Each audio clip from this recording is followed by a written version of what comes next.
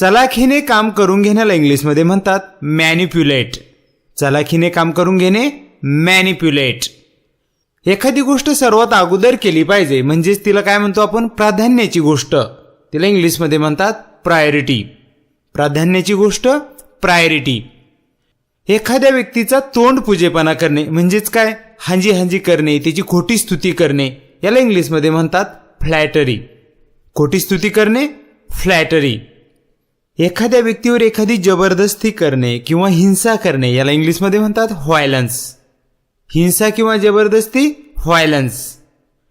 चिंता करण्याला इंग्लिशमध्ये म्हणतात कन्सर्न. चिंता करणे कन्सर्न.